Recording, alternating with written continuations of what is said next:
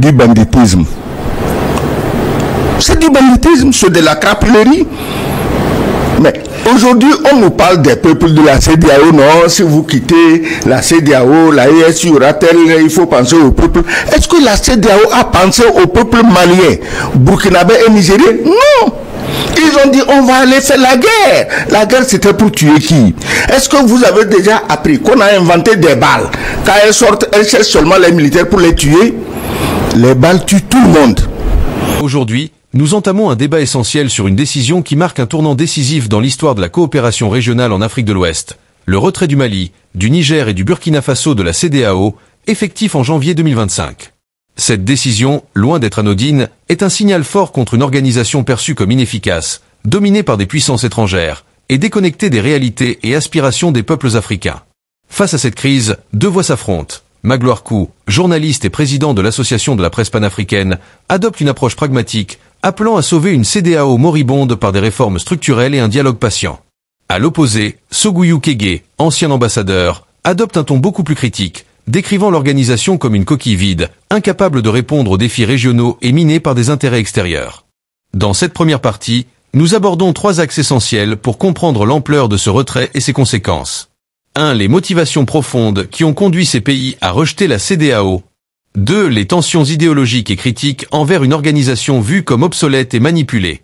3. Les conséquences économiques, sociales et géopolitiques immédiates de cette rupture.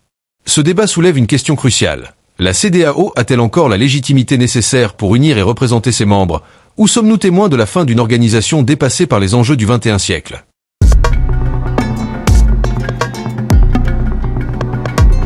Le Mali, le Niger et le Burkina Faso ont officiellement donc annoncé leur retrait de l'organisation régionale, une décision historique qui sera effective, je le disais, à partir de janvier 2025. Ces trois pays accusent l'institution de sanctions inhumaines et de son incapacité à les accompagner face à leurs défis sécuritaires. À ce stade, Louis Magloire, est-ce qu'on peut espérer une dernière chance de réconciliation, non pas par illusion, mais par pragmatisme? Par principe, je ne dis jamais, surtout dans les relations internationales, parce que prenez juste l'exemple du Maroc qui a quitté l'Union africaine à un certain moment, alors que c'est l'un des pays fondateurs de l'organisation. Il est parti, le divorce a duré pendant un certain temps, puis le Maroc est revenu. Je reste au sein de la CEDEAO pour citer l'exemple de la Mauritanie, qui est parti à un certain moment également par rapport aux mêmes raisons que le Maroc concernant l'Union africaine. C'est la question du Sahara occidental et qui aujourd'hui a effectué une demande pour rejoindre à nouveau la CEDEAO. La Tunisie veut rejoindre la CEDEAO, le Maroc veut rejoindre la CEDEAO. Donc je pense que généralement dans ce genre de situation, il faut être plutôt prudent. La vérité, c'est que la CEDEAO aujourd'hui, telle qu'elle a été conçue par les pères fondateurs, déçoit. L'on s'attendait à avoir une CEDEAO des peuples, proche des préoccupations des populations, réaliste par rapport à la question des solidarités et par rapport à plein d'autres agendas sur lesquels il y a de réelles insatisfactions. On ne va pas dire autre chose que constater que la CEDEAO est par terre. Mais ce n'est pas parce qu'elle est par terre qu'on va l'achever. Il faut plutôt la consolider, il faut lui donner aujourd'hui un second souffle afin que l'outil d'intégration qu'il est joue son rôle à plein régime. On a vu au niveau de l'Afrique centrale que ça ne marche pas. Je ne cite pas l'exemple du Maghreb arabe où c'est complètement mort. Donc quand on a quelque chose qui a réussi et qu'on a l'impression que le bébé est mauvais, on ne le jette pas avec l'eau du bain. On essaie plutôt de le laver et de faire en sorte qu'il soit le plus beau bébé du monde et qu'il fasse la fierté à la fois de sa famille et de tous les siens. Donc voilà ce que je peux dire concernant la CEDEAO. Maintenant, est-ce qu'on peut dire que le divorce est consommé? Non. Enfin, non, parce que même si la base, oui, même si la base peut paraître érodée et fragile, les fondamentaux sur lesquels la CEDEAO a été bâtie parlent encore, y compris aux ressortissants de l'AES. C'est un divorce pour le moment qui est idéologique par rapport à la présence de certaines puissances et par rapport à l'inféodation par rapport à certaines puissances, mais tout cela pour moi ne constitue pas suffisamment d'éléments de divorce parce que nous faisons partie de la même famille. Quand vous fâchez avec votre père, vous ne quittez pas la famille. Et même si vous la quittez, votre nom restera le même. En même temps, vous citiez le Maroc ou encore la Mauritanie hier. Aujourd'hui, le Mali, le Niger et le Burkina Faso. Est-ce que les contextes sont les mêmes? Les contextes ne sont pas les mêmes, mais les résultats seront les mêmes. Vous voulez que je développe davantage? Oui. Nous sommes dans un contexte de panafricanisme. Regardez toutes les organisations d'intégration régionale. Si vous estimez que la CEDEAO ne remplit pas son rôle, est-ce que vous pensez que l'UEMOA fait mieux? Si vous estimez que la CEDEAO ne remplit pas son rôle, vous pensez que l'Union africaine, de façon générale, remplit parfaitement son rôle? Regardez au niveau de l'Union européenne. Elle est dans une situation de crise sans précédent. La Grande-Bretagne a quitté l'Union européenne. Vous prenez les organisations de l'Amérique du Nord, entre le Canada, les États-Unis et le Mexique, c'est pas l'entente parfaite non plus. Vous prenez l'Asie, c'est pas mieux entre le Japon, la Corée et les autres. Donc les désaccords, il en existe et c'est normal. Nous sommes entre êtres humains. À un certain moment, on devra prendre acte de nos désaccords, mais qu'est-ce qu'on fait? Est-ce qu'on reste sur les désaccords ou bien on cherche à améliorer la situation pour que tout le monde y trouve son compte? Je pense pour la deuxième solution, je pense qu'il faut plutôt travailler à améliorer les points de désaccord afin que ceux-ci deviennent des atomes crochus solides qui nous permettront d'avancer mieux. Entre partenaires d'une même institution, quand même l'entente n'est pas au rendez-vous, est-ce qu'il faut s'adapter ou mettre un point final? C'est la question principale. Excellence, qu'est-ce que vous en pensez dans le cas de l'AES et de la CEDEAO? Vous savez, demandez à n'importe quel architecte, même un simple maçon, quand un édifice est craquelé de partout, même les piliers porteurs sont craquelés, penchés. Quand l'architecte vient, on écrit à casser. On ne dit pas à reformer, à réparer, à faire ceci. La CEDEAO, même les piliers porteurs sont en train de s'effondrer. Quand aujourd'hui on nous demande si le divorce est consommé ou non, il faudrait à chaque fois qu'on revienne, pourquoi il y a eu divorce? Les pays du Sahel, conscients de leur situation géographique, n'ont pas intérêt à divorcer de la CEDEAO. Est-ce qu'une réforme proprement dite ne permettrait pas à tous les membres de rester et de continuer l'aventure ensemble? Madame, j'ai dit, c'est écrit à raser. Quand on va finir de raser, l'architecte vient, il établit un autre plan. Et on sait comment on va remettre l'édifice sur pied. Ici, c'est pas à raser. On invite des gens à venir dans des décombres avec 90% de chances de voir ces décombres s'effondrer sur eux. La CEDEAO, c'est des décombres. Et si vous ramenez l'AES, c'est juste pour que les décombres s'effondrent. Mais écoutez, quand le problème là s'est posé, on ne va pas, comme il a dit, l'expression, on ne va pas jeter le bébé avec l'eau du bain. Il y avait quand même des chefs d'État de la CEDEAO qui ont pu garder la tête sur le cou, qui ont dit non, mes amis, allons doucement, c'est nos frères. On ne peut pas déplacer un pays.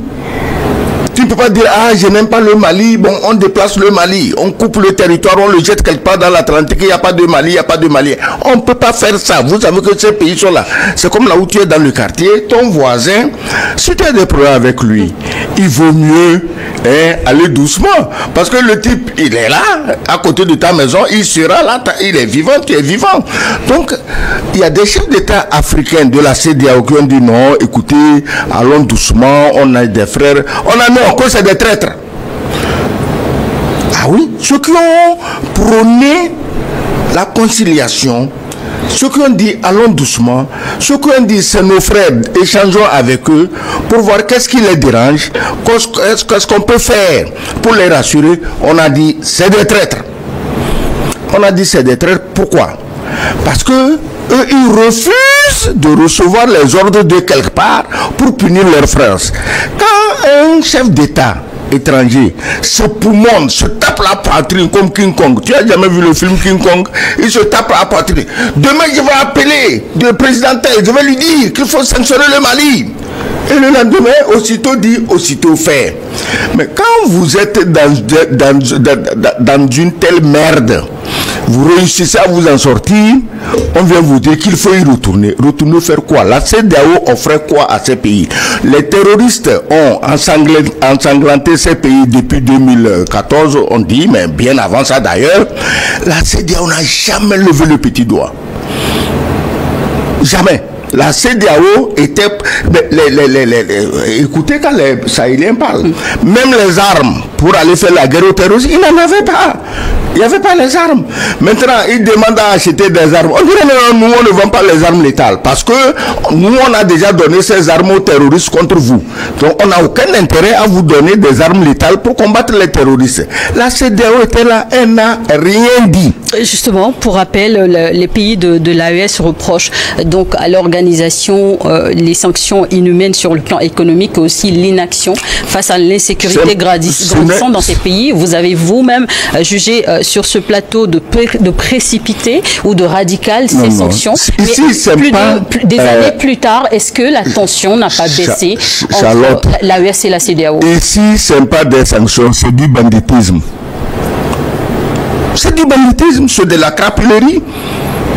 Mais aujourd'hui, on nous parle des peuples de la CEDEAO. Non, si vous quittez la CEDEAO, la ES, il faut penser au peuple. Est-ce que la CEDEAO a pensé au peuple malien, burkinabé et nigérien? Non. Ils ont dit on va aller faire la guerre. La guerre, c'était pour tuer qui? Est-ce que vous avez déjà appris qu'on a inventé des balles? Quand elles sortent, elles cherchent seulement les militaires pour les tuer. Les balles tuent tout le monde. D'ailleurs, ils voulaient tuer le maximum de civils pour faire pression sur le gouvernement en place. Mais on a mobilisé 850 hommes avec leur nourriture et l'argent. Ils vont aller... Mais tu es sûr que 850 hommes, même les meilleurs commandos israéliens, même les meilleurs spetsnaz russes, même les meilleurs soldats d'élite français ou je ne sais qui, 800 hommes vont aller prendre le Niger. Tu vois la caricature, tu vois l'inconscience, tu vois le caractère irréfléchi des gens qui nous dirigent. Donc, je dis ceci. Avant qu'on ne dise que l'AES doit revenir dans la CEDEAO, qu'on nous dise ce que l'AES gagne. Puisqu'elle était déjà là-bas, elle n'a rien gagné. Non seulement elle n'a rien gagné, ça a donné l'autorité à la CEDEAO de comploter contre eux, de s'allier à des forces étrangères pour pouvoir les étouffer. Maintenant, ils vont y retourner pour gagner quoi? Pour que l'édifice s'effondre sur eux? Non, sur le plan strictement pragmatique, je pense qu'il faut lire les choses comme elles sont. Nous sommes aujourd'hui face à des militaires qui estiment que, au-delà des sanctions et de toutes les raisons qu'ils ont données, qu'il y a un 2 poids 2 mesures. Il y a eu un coup d'État constitutionnel en Côte d'Ivoire, personne n'a bronché. Il y a eu un coup d'État militaire en Guinée-Conakry, le traitement n'a pas été le même que pour les pays de la CEDEAO, de l'AES actuelle. C'est peut-être tous ces éléments-là mis ensemble qui font qu'aujourd'hui, on est dans une situation où les gens ont l'impression que il y a une partie de la CEDEAO qui est liguée contre une autre partie de la CEDEAO. Mais dans le fond, ce sont des problèmes conjoncturels. C'est-à-dire ce sont des problèmes d'hommes politiques et d'idéologie qui font qu'on estime qu'il y a un sentiment anti-français, comme certains le disent, mais moi je pense que ce n'est pas un sentiment anti-français, c'est un rejet de la politique française telle qu'elle est aujourd'hui pratiquée en direction des pays africains. Il y a de l'autre côté cette volonté, je dirais, de lutter contre l'impérialisme, comme on l'appelait dans les années 60 et 70, qui fait que les puissances colonisatrices, les puissances occidentales n'ont plus la cote dans nos pays. Et la CEDEAO est considérée comme un proxy par ces militaires-là de l'AES par rapport à toutes les menaces extérieures. Et rester au sein de la CEDEAO, c'est risquer une opération militaire qui pourrait être organisée par la CEDEAO de façon tout à fait légale pour intervenir dans leur territoire. Et donc, pour éviter cela, ils sortent de la CEDEAO, ce qui obligerait la CEDEAO à être dans la position de lancer une guerre contre un pays qui ne fait pas partie de son organisation. Donc, stratégiquement, je peux comprendre que les pays de l'AES n'aient pas envie de retourner au sein de la CEDEAO.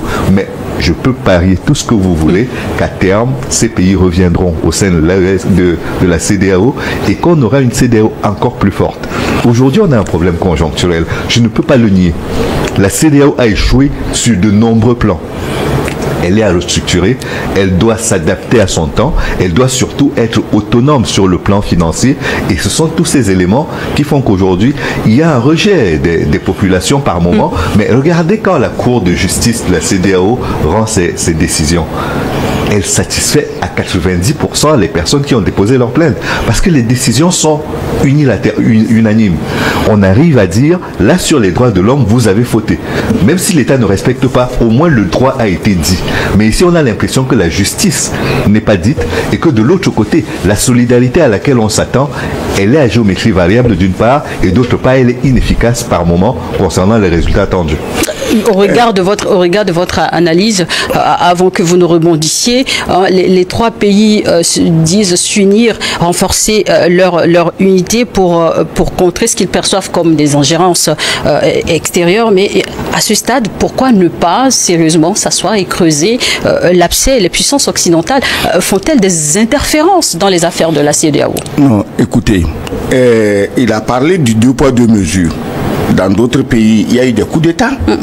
Il n'y a rien eu. Et tout le monde est braqué contre l'AES. Mais ce que je voulais lui dire, on n'est pas braqué contre l'AES. On est braqué à cause des richesses de l'AES. Là où on se servait gratuitement l'or, on se servait gratuitement l'uranium, on se servait gratuitement le coton, on se servait tout gratuitement. En Guinée, il n'y avait pas ce gratuitement là. En chose, il n'y avait pas ce gratuitement. Donc aujourd'hui, ceux qui se servaient gratuitement mettent en branle tous leurs moyens pour récupérer leur poule aux œufs d'or perdus. Ce qui est choquant, c'est que qu'aujourd'hui, le destin de la race noire se joue dans l'AES. Pour une fois dans l'histoire humaine, il y a des Noirs qui ont un pays et ils disent nous voulons être souverains. Haïti a essayé en 1803, ils ont été les premiers à prendre l'indépendance. Vous avez vu comment on leur a cassé les reins jusqu'à aujourd'hui parce qu'on ne voulait pas que Haïti réussisse pour servir de modèle. Aujourd'hui, le même chemin. On ne veut pas que l'AES réussisse pour attirer d'autres herbivores. C'est comme ça qu'on les appelle, hein, les herbivores. Maintenant, il y a un nouveau nom, les Mamadou. Voilà. Et pour attirer d'autres herbivores et d'autres Mamadou à prendre leur indépendance. Donc, tant que les richesses du sous-sol de ces pays de l'AES sont convoitées, il n'y aura aucun jugement rationnel. Est-ce que vous insinuez que le problème est ailleurs? Est-ce qu'il y a un conflit par procuration dans le Sahel? C'est pire que procuration. La CEDEAO est aujourd'hui le sicaire, le porte-flingue des puissances extérieures pour mettre le Sahel à genoux. Pas autant, docteur. Non, attends. Disons qu'il y a des pays. Je n'ai jamais interrompu ton raisonnement. La CEDEAO, certains pays, sur ce point je suis d'accord avec toi, oui. Certains pays de la CEDEAO sont devenus de véritables porte-flingues des puissances extérieures pour mettre l'AES à genoux. Ça ne peut pas marcher. Si, au départ, les chefs d'État de la CEDEAO, que le bon sens de dire, écoutez, allons doucement, mais si tout le monde avait eu la même attitude, nous tous aussi, on aurait dit non, AES, vous aussi n'exagérez pas. Et les autres, ils vous ont ménagé parce que nous sommes des frères. Retournez, asseyez-vous avec eux pour régler les problèmes. Mais je vous dis et je répète que ceux qui ont pris cette voie de la conciliation ont été considérés comme des traîtres. Maintenant, la mode, c'est quoi? On court à Paris, on se fait décorer, on court à Paris, on se fait écouter la musique. Tu vois des Blancs qui singent comme autant d'animation populaire au Togo et qui dansent pour faire plaisir à un chef nègre qui est sensible à ces nègreries-là. Mais comment tu veux qu'un homme de l'AES qui voit ces scènes minables, déplorables, pitoyables, veuille retourner dans l'enclos avec ces mêmes personnes? Pourquoi? La tension était bel et bien palpable au début, des années plus tard, plus de 4 ans par exemple au Mali. Est-ce que la situation est toujours aussi tendue? Est-ce qu'aujourd'hui, il n'y a pas eu un peu d'eau dans le vin au point de pouvoir ramener ces 3 pays au sein de l'organisation? Personne n'a mis de l'eau dans son vin. Je vais te rappeler quelque chose, peut-être ça t'échappe, à Tenzawaten. Là où on a tué dans une embuscade, hein, sinon dans un combat normal, les soldats maliens, ils n'ont peur de personne. Et ils l'ont prouvé, ils le prouvent tous les jours. Dans une embuscade traîtresse, avec l'aide d'un pays, du pays d'un génocidaire, je parle de l'Ukraine, où le propre président veut génocider son peuple. Donc, le génocidaire ukrainien a envoyé de l'aide à Tinzaouaten et on a réussi à tuer des soldats maliens et leurs conseillers russes.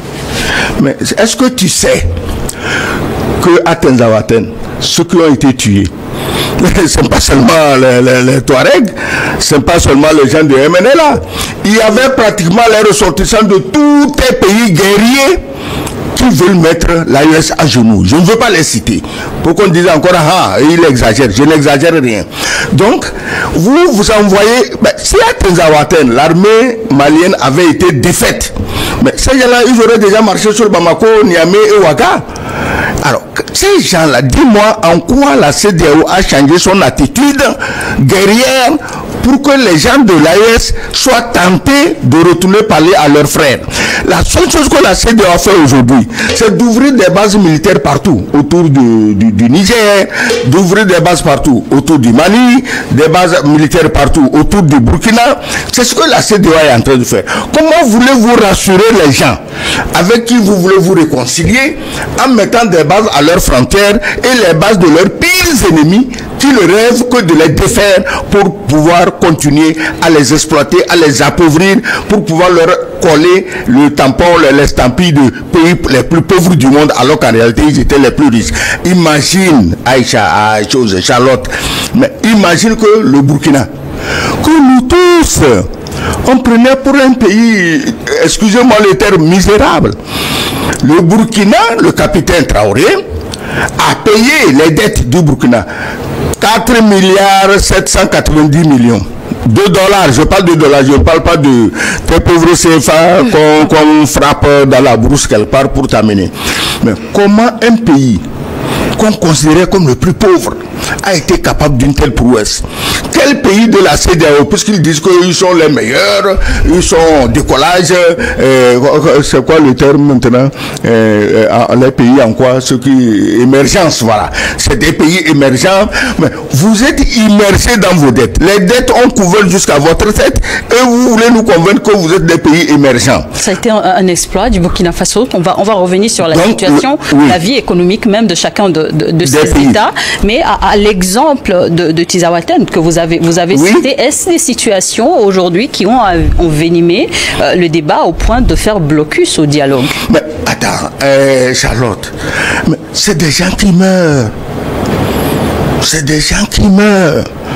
Tu ne peux pas enterrer quelqu'un il y a un mois et puis tu vas dire non, j'ai oublié, bon, il n'y a pas de problème, je vais marcher sur son cadavre pour aller négocier avec celui qui l'a tué. Mais les gens de l'AES ont tout intérêt à défendre leur pays, à défendre leur population et à défendre leur richesse qui leur attire autant d'animosité. C'est leur richesse qui attire l'animosité. Aujourd'hui, pendant que la CEDEAO fait semblant de négocier, en même temps, elle brandit le bâton. Ah non, s'ils ne viennent pas, d'abord il y a un petit malheureux là, on ne va pas reconnaître les cartes d'identité du Mali, il y a d'autres... la dernière fois j'ai vu quelqu'un, je ne sais même pas s'il a fini sa classe de CP1. Il dit, le pays du Sahel, leur PIB est minable, ça ne représente rien par rapport à tel autre pays. J'ai dit, mais il est allé à l'école où? Non, ce ne sont pas les critères d'appréciation d'ailleurs. Non. Et puis j'ai dit, il est allé à l'école où? Comment on envoie des gens aussi nuls parler alors dans un contexte où on dit qu'on veut la réconciliation? On envoie un zozo qui raconte des conneries comme ça et il y a des tarés France-africains qui applaudissent. Donc, la CEDEAO ne fait rien pour réduire la méfiance des gens de l'AES. Justement, absolument rien. Ce débat éclaire une réalité incontestable. Le retrait du Mali, du Niger et du Burkina Faso de la CEDEAO ne se limite pas à une décision administrative ou diplomatique. Il symbolise une fracture idéologique profonde entre des pays du Sahel déterminés à retrouver leur souveraineté et une organisation accusée d'être inféodée à des intérêts étrangers et incapable de répondre aux défis cruciaux de ses membres. Magloire voit dans cette crise une opportunité pour réformer la CEDEAO, rappelant que d'autres organisations régionales, après des périodes de déclin, ont su renaître grâce à des réformes audacieuses et un dialogue renouvelé.